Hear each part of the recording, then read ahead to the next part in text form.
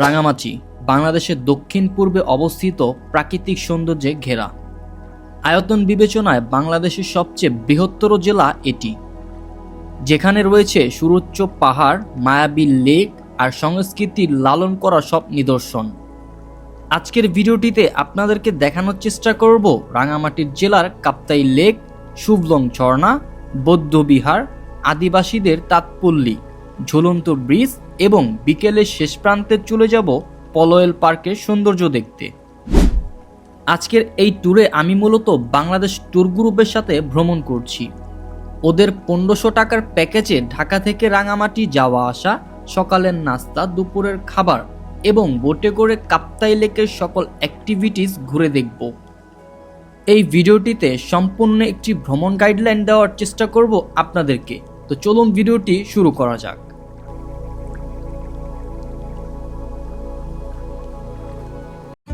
আমাদের যাত্রাটা শুরু হয় ঢাকার সায়দাবাদ থেকে। আপনারা যদি নিজেদের মতো যেতে চান, সেক্ষেত্রে ঢাকা থেকে নন এসি বাস ভাড়া 800 থেকে 1000 টাকা পর্যন্ত হয়ে থাকবে এবং এসি বাস শ্রেণীভেদে 1100 থেকে 1500 টাকা পর্যন্ত হয়ে থাকে। বলে রাখা ভালো, ঢাকা থেকে রাঙামাটির দূরত্ব 310 কিলোমিটারের মতো। এই পথ পাড়ি দিতে আপনাদের 8 থেকে 9 ঘন্টার মতো সময় লাগবে। আল্লাহর নাম নিয়ে আমাদের বাসটি ঢাকার সায়দাবাদ থেকে রাত 11টায় যাত্রা শুরু করে রাঙামাটির উদ্দেশ্যে। যাত্রাপথে আমাদের বাসটি কুমিল্লার রোড স্টার হোটেলে যাত্রা বিরতি দেয়। হাইওয়েতে কিছু খাবার আগে অবশ্যই দামটা আপনারা জেনে নেবেন, কারণ খাবারের দামটা তুলনামূলকভাবে একটু বেশি হয়ে থাকে। ভোরের আলো ফুটতে ফুটতে আমাদের মনে জানান দিল আমরা রাঙামাটি প্রবেশ করতেছি। আঁকাবাঁকা পাহাড়ি রাস্তা দিয়ে আমাদের বাসটি চলতেছে রাঙামাটির উদ্দেশ্যে। প্রচন্ড কুয়াশা ভেজা সকাল আমরা উপভোগ করি বাস থেকে। সকাল 7টার দিকে আমরা রাঙামাটির শহীদ মিনার ঘাটে যেয়ে পৌঁছাই। আমাদের বোটটি আগে থেকে রিজার্ভ করা ছিল।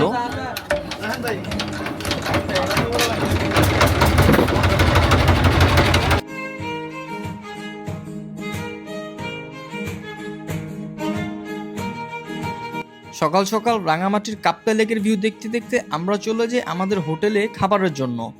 সকালে আমাদের নাস্তা ছিল ডিম খিচুড়ি। খাওয়া দাওয়া শেষ করে দোলনায় একটু সময় কাটাচ্ছিলাম আমরা। দোলনায় দোল খেতে বেশ ভালোই লাগছিল আমার।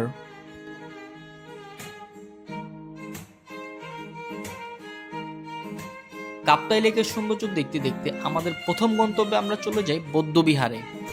বন্ধুরা, রাইট নাও হচ্ছে আমরা আমাদের ফার্স্ট যে ডেস্টিনেশন আদিবাসীদের পাড়া এবং হচ্ছে আপনার যে বৌদ্ধ বিহারটা আছে সেখানে চলে আসছি। তো আমরা যেখানে খাওয়া দাওয়া করলাম ওখান থেকে অলমোস্ট 10 মিনিটের মতো সময় লাগছে আমাদের এখানে আসতে। এদিকটাতে আসতে হচ্ছে একটা দোকান দেখতে পারবেন আপনারা কচুর ডাব, পাহাড়ি যে ডাব সেটা খেতে পারবেন নিব। এদিকটাতে হচ্ছে পাহাড়ি কলা দেখতে পারবেন। এই কলাগুলোর দাম কত আঙ্কেল? 5টা 20 টাকা। 5টা 20 টাকা করে। এই গ্রামটা কিন্তু অনেক বড়, এই যে দোকানপাটগুলো আপনারা ওই মাথা থেকে আমরা আসছি।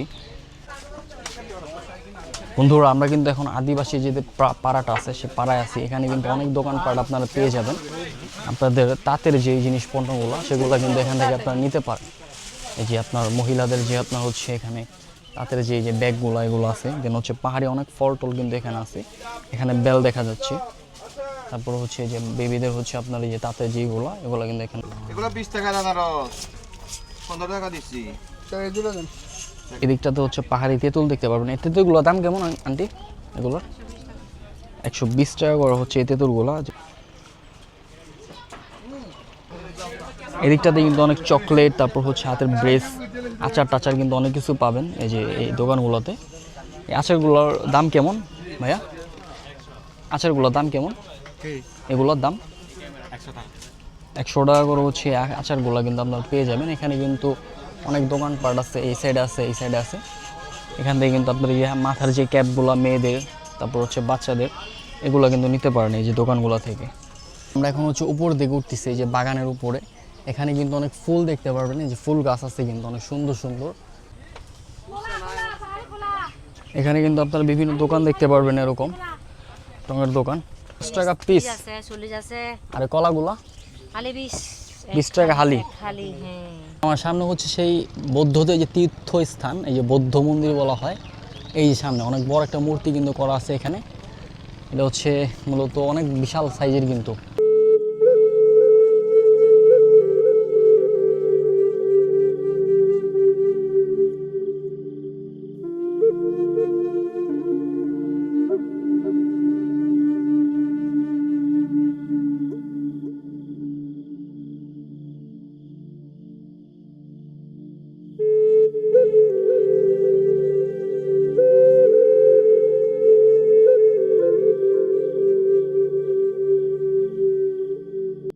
বৌদ্ধ মন্দির ও আদিবাসী গ্রাম ভিজিট করে আমাদের সেকেন্ড ডেস্টিনেশন ছিল শুভলং ঝর্ণা। এখন মূলত বর্ষাকাল না, এজন্য ঝর্ণায় টোটালি কোনো পানি ছিল না। তবে বর্ষাকালে গেলে এই কাপ্তাই লেকের আসল সৌন্দর্য আপনারা উপভোগ করতে পারবেন। প্লাস এই ঝর্ণাটাতে কিন্তু অনেক প্রচুর পরিমাণে পানি পাবেন। ঝর্ণা যাওয়ার সময় লেকের দুই পাশে বড় বড় সুউচ্চ পাহাড় আপনার মনকে আরও মনোমুগ্ধকর করবে। বন্ধুরা, আমাদের সেকেন্ড ডেস্টিনেশন হচ্ছে এখানকার একটা ঝর্ণা আছে। ঝর্ণা যেহেতু পানি নেই এখন, তো আমরা হচ্ছে সেই ঝর্ণার দিকে এখন যাচ্ছি। এই যে মূলত হচ্ছে এদিক দিয়ে যেতে হয়। ঝর্ণায় কিন্তু মূলত এখন পানি নাই, টোটালি পানি নাই কোনো। আর আজকের ওয়েদার কিন্তু একদম রোদ, প্রচণ্ড তাপ কিন্তু আজকের ওয়েদার। ঝর্ণা ঢুকতে টিকিট কত করে ভাইয়া? 20 টাকা করে হচ্ছে আপনাদের টিকিট লাগবে ঝর্ণায় প্রবেশ করার জন্য। সামনে হচ্ছে এই ঝর্ণা, বড় ঝর্ণাটা। এখানে কিন্তু কোনো পানি নেই এখন, একদম টোটালি একদম পানিবিহীন আর কি ঝর্ণায়। এদিকটাতে মূলত হচ্ছে অনেক ফুলের বাগান দেখতে পারবেন, অনেক সুন্দর কিন্তু ফুল গাছ আছে এদিকে। চাইলে আপনারা কিন্তু এখানে ফ্লাওয়ার্সের সাথে কিন্তু ছবি তুলতে পারেন, অনেক সুন্দর আসবে কিন্তু। আর ফুল ছিললে কিন্তু এখানে জরিমানা করা হবে। এই স্পেসটা তো অনেক সুন্দর একটা স্পেস কিন্তু। আপনারা হচ্ছে এই রাঙামাটি ভ্রমণ করলে হচ্ছে বর্ষাকালে ভ্রমণ করার চেষ্টা করবেন। বর্ষাকালে এখানকার রাঙামাটি যে লেকটা আছে, পানি অনেক বেশি থাকে। প্লাস হচ্ছে আপনার এই ঝর্ণাগুলোতে কিন্তু অনেক পানি থাকে। বর্ষাকালের ভাইবটা কিন্তু অন্যরকম একটা ভাইব দেয়। আপনারা চাইলে কিন্তু এই কাপ্তাই লেকের বিভিন্ন প্লেসে কিন্তু সুন্দর সুন্দর কটেজ আছে, আপনারা চাইলে কটেজে কিন্তু রাত্রি যাপন করতে পারেন। শুভলং ঝর্ণা ভিজিট করে আমরা চলে যাই হচ্ছে দুপুরে লাঞ্চ করার জন্য। লাঞ্চে আমাদের হচ্ছে ব্যাম্বো চিকেন থাকে, সাদা ভাত থাকে এবং হচ্ছে আলু ভর্তা ডাল থাকে। তো খাওয়া দাওয়া শেষ সোনার বাংলাদেশ। খাওয়া দাওয়া শেষ করে আমরা কিছুক্ষণ রেস্ট করে এখানে দেন চলে যাই হচ্ছে রাঙামাটির ঐতিহ্যবাহী ঝুলন্ত ব্রিজ দেখার জন্য। ওখানে যেতে আমাদের 20 মিনিটের মতো সময় লাগে। বন্ধুরা, রাইট নাও হচ্ছে আমরা রাঙামাটির যে ঐতিহ্যবাহী যে ঝুলন্ত ব্রিজটা, সেই ব্রিজের উপর আছি। আর এখানে কিন্তু আজকে ফ্রাইডের কারণে কিন্তু প্রচুর পরিমাণে ক্রাউড। আপনারা জাস্ট একটু দেখেন, এখান থেকে হচ্ছে আপনাদের ওই পারে যাওয়া লাগবে। এই যে দিক থেকে মূলত আমরা আসছি। আর এখানে কিন্তু আপনার অনেক পর্যটক কিন্তু এই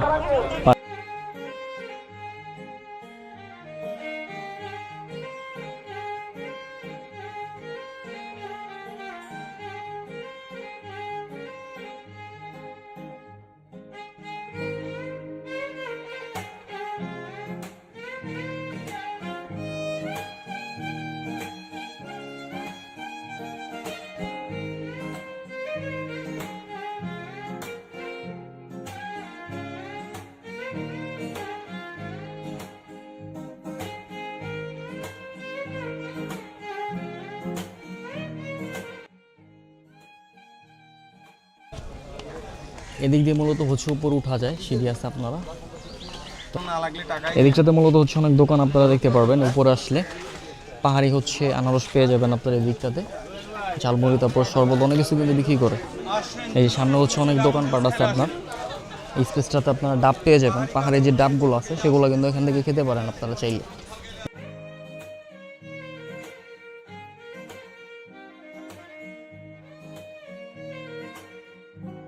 তো আজকের এই ট্যুরের লাস্ট ডেস্টিনেশন ছিল পলওয়েল পার্ক। তো এখানে ঢুকতে জনপ্রতি 50 টাকা করে টিকিট লাগে। আমরা যেহেতু গ্রুপে গিয়েছি, আমাদের টোটাল একদম ফ্রিতে আমরা ঢুকতে পারছি এখানে।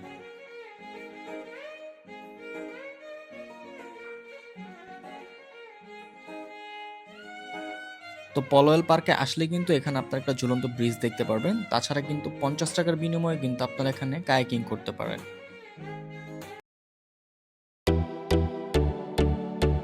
পার্কে আসলে কিন্তু এখানে লাভ চিহ্নের মতো একটা জায়গা আপনারা দেখতে পারবেন। চাইলে কিন্তু এখানে আপনারা ফটোশ্যুট করতে পারেন।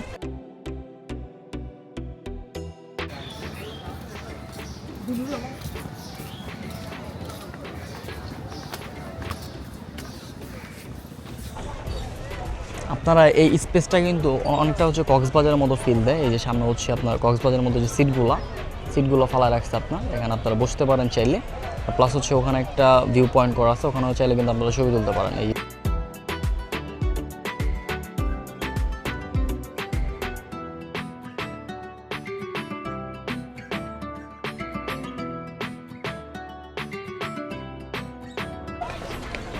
এই সামনে হচ্ছে সেই পলওয়েল যে পার্কের যে ঝুলন্ত ব্রিজটা, এখানে অনেকে কিন্তু বিকেলে ছবি তুলতেছে, যে অনেক সুন্দর কিন্তু। আপনারা চাইলে কিন্তু এখানে এসে ছবি তুলতে পারেন।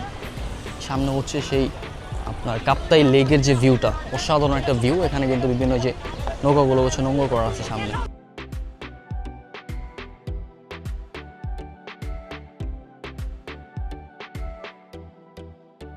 তো বন্ধুরা আজকের এই ভিডিওটি এই পর্যন্ত। যদি এই ভিডিওটি আপনাদের কাছে ভালো লেগে থাকে অবশ্যই আমার চ্যানেলটিকে সাবস্ক্রাইব করে রাখবেন এবং পাশে থাকা বেল আইকনটি অবশ্যই প্রেস করে রাখবেন এবং ভিডিওটি কেমন লাগলো অবশ্যই কমেন্ট বক্সে আপনারা জানাতে ভুলবেন না। সবাই সুস্থ থাকবেন, ভালো থাকবেন। আসসালামু আলাইকুম।